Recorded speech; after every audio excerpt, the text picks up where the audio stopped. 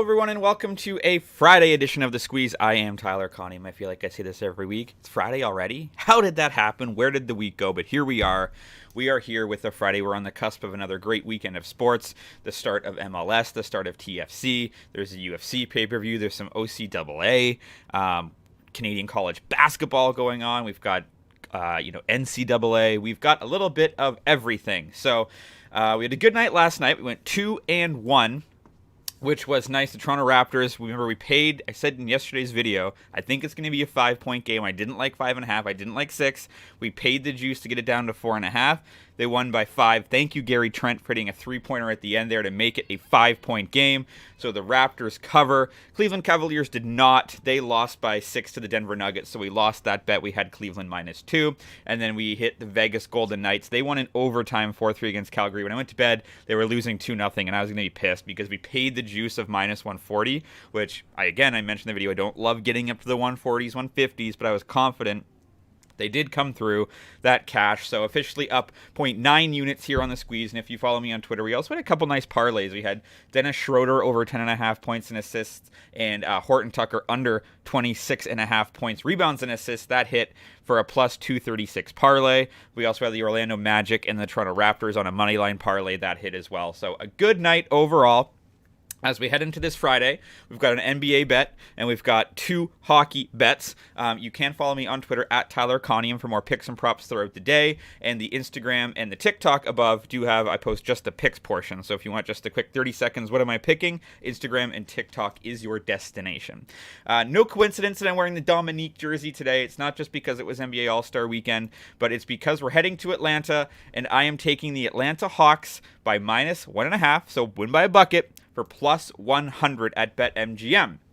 Now, we bet on the Cleveland Cavaliers last night and they lost. We're betting against the Cleveland Cavaliers tonight, so let's hope they don't burn us on back-to-back nights. Cavaliers come into this 38-24, but only 13-17 on the road. The Atlanta Hawks are 29-30, but they're 15-12 at home. Atlanta Hawks, as I mentioned, Cleveland Cavaliers, as I mentioned, did play last night. Heavy minutes. Evan Mobley played 38 minutes. Darius Garland played 37. Donovan Mitchell played 36. So these guys have played heavy minutes. They're coming off the All-Star break in which they didn't play for 9 straight days in any sort of competitive basketball. They're going to be tired. It's just a natural until they get their conditioning back. Are they going to play the entire game? Are they going to be able to play another bunch of heavy minutes where the Atlanta Hawks have not played in 9 days? They're going to be a lot fresher. Now, they might have some tired legs too, but they're not going to be getting the cramping or any of that Cleveland could be subjected to after playing last night. Cleveland is 1-6 ATS in their last 7 Friday games, and they're 1-5-1 in their last 7 when they're starting 5 players combined for more than 160 minutes of play the previous day, which is an interesting stat. Forget the All-Star break, but overall, when their starters play a whole bunch of minutes, they are 1-5-1 ATS. Now, the Hawks haven't been great as of late either. If you look at their recent stretch, they've lost 2 straight before the break. They lost to New York, lost at Charlotte. They did beat San Antonio, and they did beat Phoenix. They're playing .500 basketball in their last 10 games. And these two teams do play a lot of over games, which is interesting as well. But Trae Young is expected to play tonight, and I think between that and the Hawks really needing to get into the playoff push, they're in that play-in spot there. Cleveland with some tired legs last night. They also have gone from Cleveland down to Atlanta, so it's not the lightest travel. They played at home last night. Now they're going all the way down to Atlanta to play tonight. Change of time zones. And Yes, they are.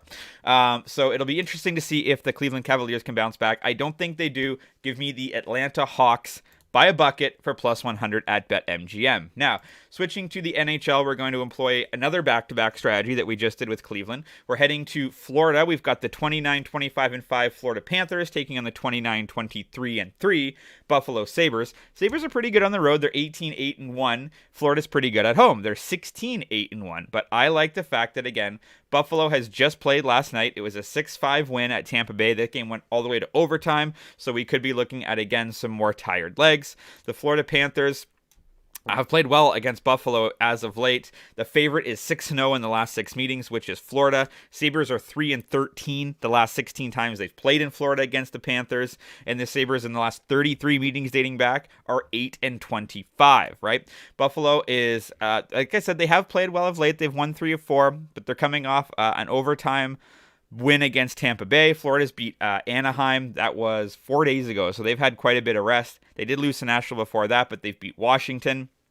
So I'm confident there that is to be the case. And then when you look at on 1 day's rest this season, Buffalo is 2-6-1 when they're playing in the second half of a back-to-back and 2-7 ATS. Florida Panthers haven't played they've had 3 days rest or more. They're 3-0-0. They are 3-0, 3-0 ATS, and they've played really well when they've been able to rest. So you can look for, it's likely to be Bobrovsky tonight. He's been shakier than usual this season, but he's had the rest. I think he's going to be good to go, and I'm taking this one in regulation because that gets us to -125 at DraftKings. The straight-up line currently is -180. Don't like that. Not going to take the puck line, so I'm going to do a regulation bet, Florida Panthers, -125 at DraftKings. Our last bet of the day, we're going to do the same thing. Actually, exactly the same bet Minnesota played last night.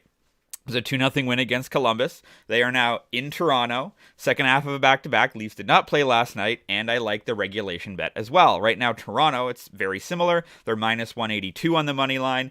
Don't like the puck line necessarily because Minnesota plays a ton of under games. So we're going to take regulation. It's -115 at DraftKings. Toronto Maple Leafs played an exceptional game in their last time out against Buffalo. It was a 6-3 win. They jumped out to an early 4-0 start. Ryan O'Reilly's really made a difference on that team in that locker room. So even though Minnesota's 32-21-2 coming into this, they're actually only about 500 on the road, 13-11. Toronto's 22-6-3 at home, one of the best home records in the NHL. They've won 3 of their last 4 games. They beat Buffalo. They did lose to Chicago, which was a weird game, but they beat Buffalo 6-3. They beat Montreal 5-1. They beat Chicago 5-2. Beat Columbus 3-0.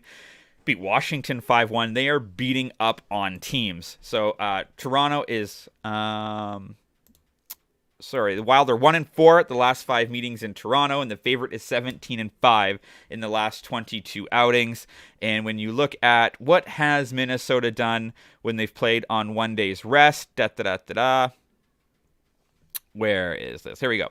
On days rest, Minnesota, when they have not had 1 day's rest, they are 13-20, and Toronto hasn't played on 2 days, where they are 10-2-1. So I like the Toronto Maple Leafs to get it done. Also in regulation, you're going to be catching Minnesota on the second half of a back-to-back, as we mentioned. In net last night for the Minnesota Wild was Marc-Andre Fleury. So you do have Gustafson, who's likely going to be in net tonight. So I think under is another good play as well. Samsonov expected to be in net for Toronto. He's been great. He's 26-1. And again, Toronto at home this year has just been pretty unbeatable. So give me the Toronto Maple Leafs to catch the Minnesota Wild in the second half of a back-to-back for -115. And those are your bets for Friday. So running back down your Friday card, give me the Atlanta Hawks -1.5 or +100 at BetMGM. Give me the Florida Panthers on the money line in regulation for -125 at DraftKings. And give me the Toronto Maple Leafs on the money line for -115 at DraftKings. Feel free to drop a comment if you're fading or following. Audio versions available on Apple Podcasts and on Spotify. We're ready for another great weekend of sports, and let's talk about it.